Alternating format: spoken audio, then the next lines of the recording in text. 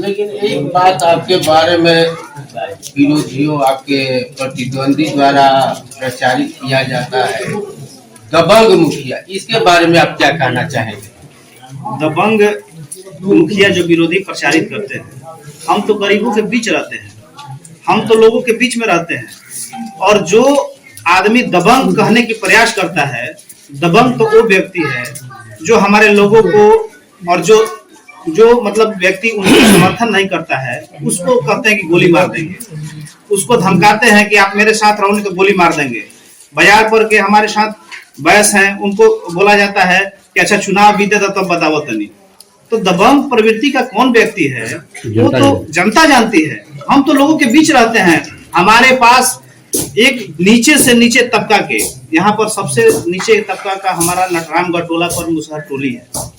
आप वहाँ के लोगों के पास चले जाइए, मुसहर के पास, जो हमारे यहाँ सबसे नीचे तबका पे रहे, आप उनका बयान ले लीजिए कि हम उनके बीच में हमारा स्वभाव क्या है, हम उनके बीच में कैसे रहते हैं। अब बाकी तो सब हम लोग बुद्धिजीवी व्यक्ति हैं, सब कोई समझदार हैं। आप उनसे जाकर के पूछिए कि हमारा मुखिया दबंग है कि हमारे बीच के रहने वाला है।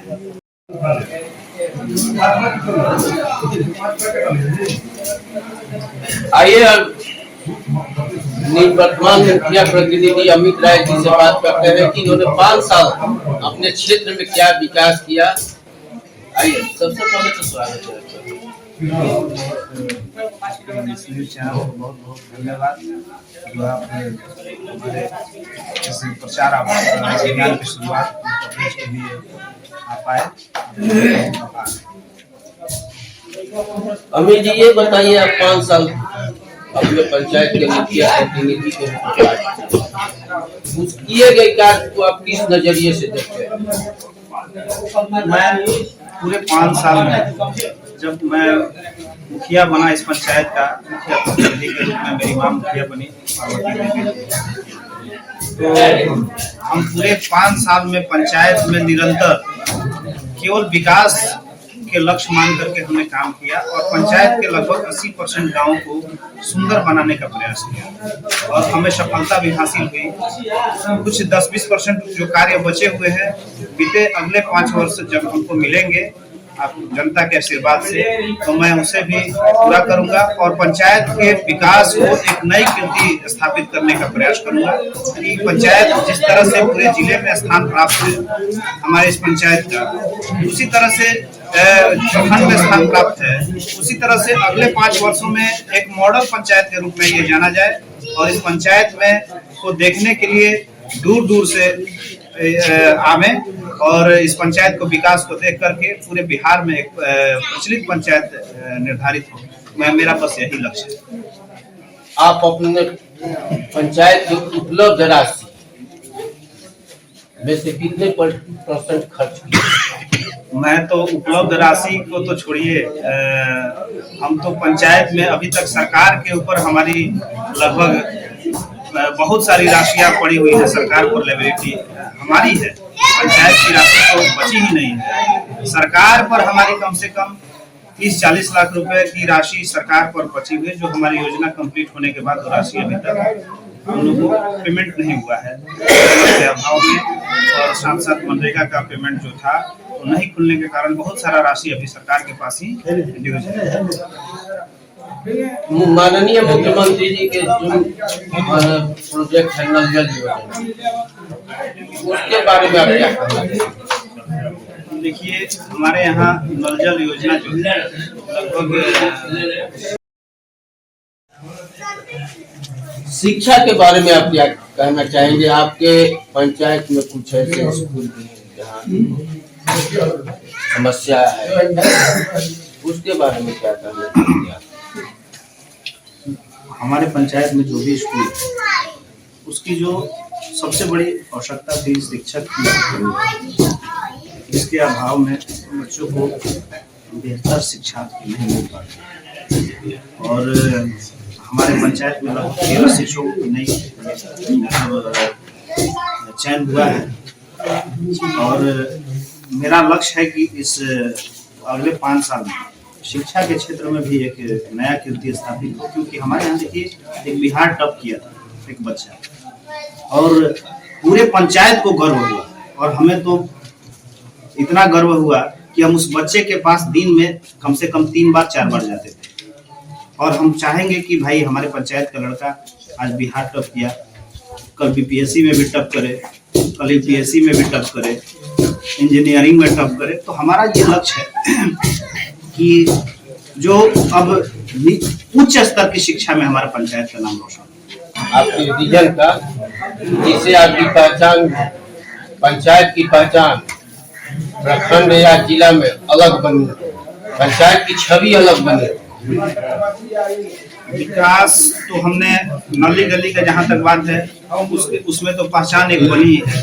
हमने जब कोरोना काल आया हमारे, जब हमें मौका मिला और उस दरमियान कोरोना का दौर चला, पूरे 2 वर्षों तक हम लोग पूरे दुनिया, प्रदेश और हमारा पंचायत भी इससे छूटा नहीं था। बहुत लोगों की जान भी गई हमारे यहाँ। उस दरमियान हमने दिन रात एक कर लोगों के बीच रहा, सेवा किया, गरीबों के बीच रहा, उनको समझा, उनका दुख समझा, उनका तकलीफ समझा, उनके आर्थिक सहयोग, राशन से सहयोग, मैं उनके हर तकलीफ में खड़ा रहा। और सबसे बेहतर मैंने प्रयास किया कि जब ये क्वारंटाइन सेंटर जब चलाने का जिम्मा मिला तो कुछ एक मुखिया जो थे पूरे प्रखंड में जो इसमें सक्रिय भूमिका निभाए थे और हमने इस पूरे प्रखंड में सबसे बेहतर अपने बल पर यहाँ क्वारंटाइन सेंटर स्थापित किया, जिससे इस पंचायत की प्रतिष्ठा पूरे जिला में जानी गई। पूरा जिला में उसका कीर्ति स्थापित हुआ कि तेनुज पंचायत में भाई कोई जनप्रतिनिधि ऐसा है जो इस आपदा में पंचायत का नाम रोशन किया है और विकट परिस्थिति में भी पंचायत के लोगों के साथ खड़ा है। आपका चुनाव जीतने का मुद्दा क्या है? मेरा मुद्दा है कि मैं, देखिए, इस पंचायत में सेवा भाव के लिए है। मुझे शौक है राजनीति करने का। मुझे राजनीति करके जो लोग भ्रष्टाचार दुनिया जहान कह रहे हैं, जो खुद भ्रष्टाचारी लोग हैं, जो न जाने कितने लोगों का केसीसी के नाम पर रुपए खा चुके हैं पैसा निकाल करके, वो लोग आज हम हमारे जैसे ईमानदार प्रतिनिधि पर दाग लगा रहे हैं, कोशिश कर रहे हैं। और इसका प्रमाण जो है, लोग, जनता जानती है कि हमारी छवि क्या है। हम ऐसा किसी को ऐसा नहीं किया कि यहाँ पर काम करेंगे, इस जाति का काम करेंगे और इस जाति का नहीं करेंगे। हम जब काम चालू करते हैं तो ये नहीं देखते हैं कि उस गली में, उस मोहल्ले में कौन सी जाति रहती है। एक काम चालू होगा तो पूरे पंचायत का लगभग एक साथ सारे गांव का काम होगा। इस गांव में बिजली का जो जर्जर तार है वो बदल जाएगा। और इसके बाद हमारा लक्ष्य है कि कम से कम एक ट्रांसफार्मर जो है पश्चिम की तरफ और एक ट्रांसफार्मर जो है उत्तर की तरफ दे देने पे हम इस गांव की समस्या जो है, बिजली की समस्या खत्म हो जाएगी। मेरा इस गांव का यही लक्ष्य है। बाकी लक्ष्य नटवार कला का पुतला है, नटवार कला का सब्जी मंडी है और जो भी बाजार शेष नाली जो है, और इसके साथ साथ नाली गली के अलावा जब हम लोग को रात में जब चलते हैं तो रात में भी लगे कि हमारा पंचायत सुंदर हो। इसके लिए हम हर वार्ड में, हर गली, हर चौराहे पर सोलर स्ट्रीट की व्यवस्था करेंगे, लाइट की, कि जहाँ पे रात में भी किसी को परेशानी ना हो। किसानों की समस्या को आप कैसे, जो अभी आपके पंचायत में किसान की समस्या है कि कहीं धान की खरीद कुछ किसान की होती है, कुछ कागज पर हो जाती है, और जो किसान की धान की खरीद होती है उसका समर्थन मूल्य जो है वो मिल नहीं पाता। इस पर आपके क्या है? इसमें देखिए, इस बार हमारा लक्ष्य जो है, जीतने के बाद हम लोग किसान चौपाल भी लगाएंगे और किसान चौपाल लगा करके किसानों की समस्या हम लोग सुनेंगे। और उसके बाद किसान का जो समस्या है, एमएसपी जो है, समर्थन मूल्य सरकार का निर्धारित है, उस समर्थन मूल्य पे धान बिके, इसके लिए मैं कुछ भी करने के लिए तैयार हूँ। और उसके बाद किसान का जो समस्या है, एमएसपी जो है, समर्थन मूल्य सरकार का निर्धारित है, उस समर्थन मूल्य पे धान बिके, इसके लिए मैं कुछ भी करने के लिए तैयार हूँ। हर संभव मेरा प्रयास रहेगा कि सरकार द्वारा जो भी मूल्य निर्धारित है, समर्थन मूल्य, वो किसान तक पहुंचे। खाद की समस्या जो है, खाद के यहाँ जो कालाबाजारी है और खाद की जो सरकार की तरफ से जो परेशानी हो रही है मिलने में, उसको भी हम लोग लड़ करके सरकार के हमारे माननीय मंत्री से, पदाधिकारी से यहाँ पर उस तरह की व्यवस्था बनाएंगे कि हमारा नटवार में इतना बड़ा बाजार समिति है और कम से कम पंचायत के लोगों को ये समस्या न झेलना पड़े। हमारा यही लक्ष्य है। अपने पंचायत के जनता जनार्दन से क्या कहना चाहिए?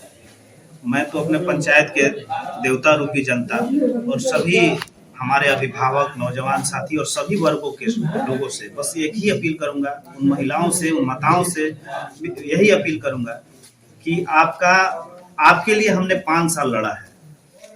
5 साल तक आप सबों के बीच रहा हूँ, आपकी सेवा किया हूँ, आपका काम किया हूँ।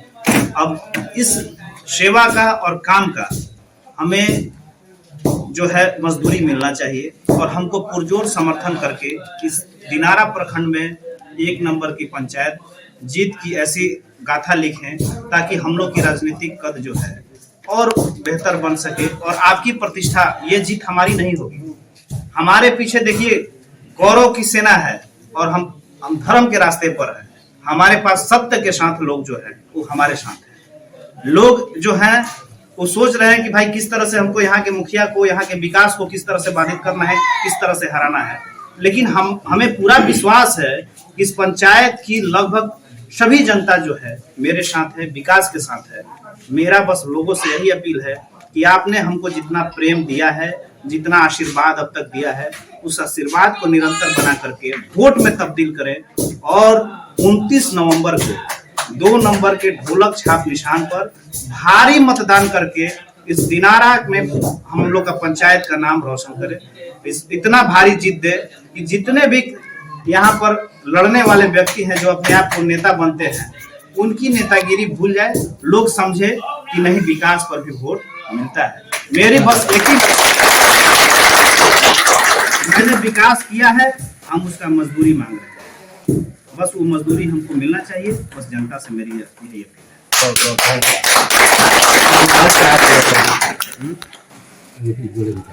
पूरे 5 साल कष्ट में रहते थे, 362 दिन कष्ट में रहते थे, चाहे जेठ के दिन हो, बरसात के दिन हो। तो हमने सोचा कि पहले गांव के लोगों को बेहतर सुविधा मुहैया कराएं और जो 2-4 महीना का कष्ट है हम इस बार उसको पूरा करेंगे। और उसको भी हमने जब जीता चुनाव तो नाली की मरम्मती के साथ साथ पूरे नाली की सफाई हमने जेसीबी से की थी और लेबर लगा करके किया था।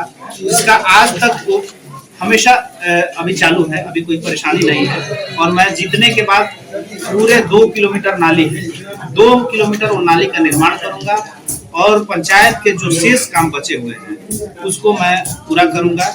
आवास की जो सुविधा है, एक भी घर, मेरा विजन है, एक भी घर अब इस बार कच्चा का नहीं दिखेगा।